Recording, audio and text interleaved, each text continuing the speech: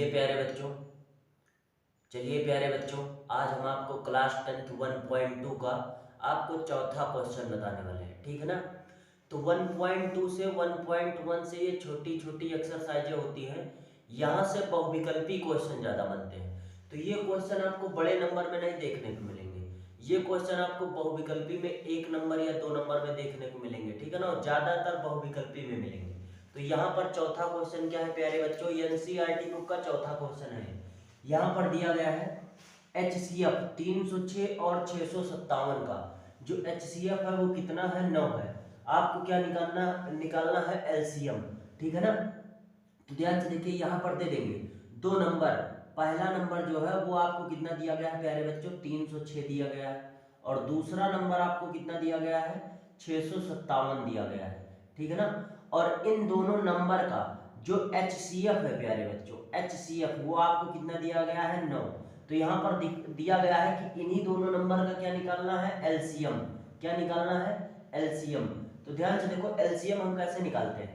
तो एक फार्मूला होता है कि फर्स्ट नंबर गुणे सेकेंड नंबर बराबर होता है LCM, और गुणे में क्या होता है प्यारे बच्चों, HCF। क्या होता है, HCF। तो फर्स्ट नंबर आपको कितना दिया गया है, 306, और सेकेंड नंबर प्यारे बच्चों कितना दिया गया है, 657। ठीक है ना। और आपको क्या निकालना है, LCM। HCF गुणा में है तो बराबर के इधर आएगा, भाग में हो जाएगा, तो ये हो जाएगा HCF। आपको क्या निकालना है, LCM। तो बराबर लिख के LCM इधर भी लिख सकते हैं, तो हम इधर लिख दे रहे हैं। आपको क्या निकालना है, LCM। ठीक है ना। अब यहाँ ध्यान से देखिए प्यारे बच्चों, तो आगे हम जब सॉल्व करेंगे तो ये हो जाएगा 306 गुणे 657 और बटे में HCF कितना दिया गया है, 9। तो 9 से काटेंगे, 9 एक 9, 9 त्रिक 27, 9 चौक 36, 34 आ जाएगा। ठीक है ना। तो जो LCM हो जाएगा प्यारे बच्चों वो हो जाएगा 34 गुणे 657, और इन दोनों का प्यारे बच्चों जब गुणा कराएंगे आपस में तो ये हो जाएगा 22,338। ठीक है ना, और यही हो जाएगा आंसर आपका।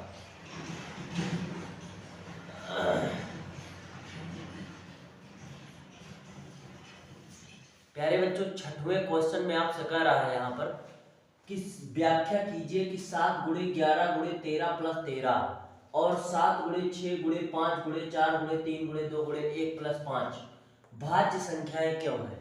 तो इसके लिए आपको पता होना चाहिए कि भाज्य और अभाज्य क्या होती है। तो हम पहले भाज्य बता दे रहे हैं। भाज्य संख्याएं वो होती हैं जिनके गुणनखंड कम से कम कितने हो, 2 से ज्यादा हो। ठीक है ना। तो A गुणे B और गुणे 1 स्वयं में क्या होना चाहिए, 1 होना चाहिए। तो वो संख्याएं प्यारे बच्चों भाज्य होती है। और अभाज्य संख्याएं क्या होती हैं, अभाज्य संख्याएं। अभाज्य संख्याएं क्या होती हैं, तो अभाज्य संख्याओं में या तो ये स्वयं कोई अभाज्य संख्या मान लो A है, या तो स्वयं A होना चाहिए और इसके अलावा इसका गुणनखंड केवल क्या होना चाहिए, 1। इसके अलावा कुछ भी मिल गया तो वो अभाज्य संख्या नहीं होगी। ठीक है ना। और भाज्य में A गुणे B गुणे 1 का रूप होना चाहिए, मतलब 1 से 2 या 2 से अधिक गुणनखंड है तो वो क्या कहलाएगी, भाज्य गुणनखंड। ठीक है ना, भाज्य संख्याएं कहलाएंगी। तो भाज्य संख्याएं क्यों है ये, तो जैसे पहला क्वेश्चन है 7 गुणे 11 गुणे 13 और प्लस में 13। तो प्यारे बच्चों यहाँ से हम 13 कॉमन ले लेंगे, तो यहाँ पर हो जाएगा 7 गुणे 11 और गुणे में 1 प्लस में कितना हो जाएगा, 1। तो ये हो जाएगा 13 गुणे में 11 सत्ते 77, एकन्नम कितना हो जाएगा 77 प्लस कितना हो जाएगा 1, और ये हो जाएगा 13 गुणे 77 कितना हो जाएगा 78। तो 13 गुणे 78 गुणे इसके गुणा में 1 भी है, तो 1 से ज्यादा 2 से ज्यादा गुणनखंड है, 2 से ज्यादा गुणनखंड है, तो लिख देंगे इसके 2 से ज्यादा गुणनखंड है, 2 से ज्यादा गुणनखंड है, 2 से ज्यादा गुणनखंड है, 2 से ज्यादा गुणनखंड है, इसलिए यह भाज्य है, इसलिए यह क्या है, भाज्य है, इसलिए यह भाज्य है। ठीक है ना। और इसी प्रकार वो दूसरा वाला क्वेश्चन भी होगा, तो दूसरा वाला क्वेश्चन भी होगा। ठीक है ना। तो इसको यहाँ तक हम मिटा दे रहे हैं, इसको आपने लिख लिया होगा। ये नहीं मिटाएंगे क्योंकि ये फिर से लिखना पड़ेगा, या हम इधर लिख दे रहे हैं। जैसे ये हम लिख दे रहे हैं तो 7 गुणे 6 गुणे 5 गुणे 4 गुणे कितना है 4 और गुणे 3 गुणे 2 और गुणे 1 प्लस में कितना है 5 है। ठीक है ना प्यारे बच्चों। तो हम 5 कॉमन ले लेंगे, 5 कॉमन लेंगे तो 7 गुणे 6 गुणे कितना हो जाएगा, गुणे 4 गुणे 3 गुणे 2 और गुणे कितना हो जाएगा 1, प्लस में कितना हो जाएगा 1 हो जाएगा। अब सबका गुणा कराएंगे प्यारे बच्चों, तो ध्यान से देखिए यहाँ पर ये पूरा पूरा बन जाएगा, मतलब इसके भी एक से ज्यादा, इसका जो गुणनखंड आएगा यहाँ पर जो भी होगा इन सब का गुणा कर देना और एक जोड़ लेना, ठीक है ना, जो भी आया और इसके गुणा में एक रहेगा। तो एक गुणनखंड ये है, एक गुणनखंड ये है, एक गुणनखंड ये है, कितने हो गए 2 से ज्यादा हो गए। तो इसलिए वही बात इसमें भी लिख देंगे, इसके 2 से ज्यादा गुणनखंड है, इसलिए यह क्या है, यह भी भाज्य है। तो ये वाली भी भाज्य हो जाएगी और प्यारे बच्चों ये वाली भी भाज्य हो जाएगी, हमने प्रूव कर दिया पूरा पूरा, ठीक है ना। यह भाज्य है इसलिए यहाँ पर लिख देना इति सिद्धम, ठीक है ना। तो इसको एक बार नोट कर लीजिए अपने नोटबुक में, फिर हम आगे अगला क्वेश्चन बताते हैं। चलिए प्यारे बच्चों, क्लास 10th 1.2 का ये कौन सा क्वेश्चन है आपके सामने प्यारे बच्चों, ये 5वां क्वेश्चन है, ठीक है ना। तो इसमें लिखा हुआ है कि जांच कीजिए कि एक क्या किसी प्राकृतिक संख्या n के लिए संख्या 6 की घात n अंक 0 पर समाप्त हो सकती है।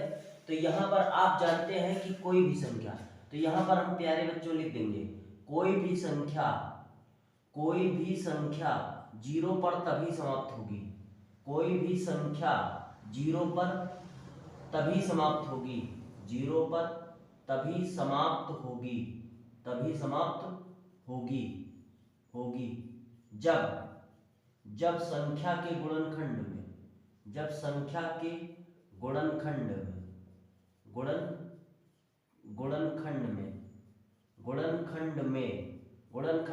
कम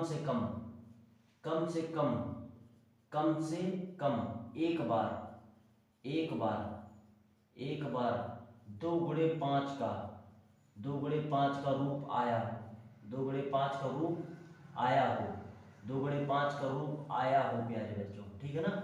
ये आप हमेशा याद रखिए कि कोई भी किसी भी संख्या का लास्ट अंक 0 तभी होगा, कोई भी संख्या 0 पर तभी समाप्त होगी जब संख्या के गुणनखंड में कम से कम उसका जो कम से कम एक बार 2 गुणे 5 का रूप आया हो, ठीक है ना। तो इसमें क्या कह रहा है कि जांच कीजिए कि किसी प्राकृतिक संख्या n के लिए संख्या 6 की घात n अंक 0 पर समाप्त होगी, मतलब 6 की घात जो n है वो 0 पर समाप्त होगी कि नहीं होगी। तो यहाँ पर प्यारे बच्चों हम 6 का गुणनखंड करेंगे तो 2 तिहाई कितना हो जाएगा 6 और 3 करने में कितना हो जाएगा 3। तो यहाँ पर हम लिख देंगे 6 का गुणनखंड 6 का गुणनखंड 2 गुणे 3 का है, 2 गुणे 3 के रूप का है, 2 गुणे 3 के रूप का है, 2 गुणे 3 के रूप का है और 0 पर समाप्त होने के लिए और 0 पर समाप्त होने के लिए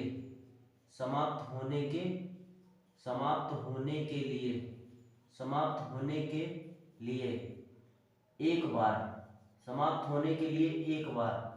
2 गुणे 5 का रूप आना जरूरी था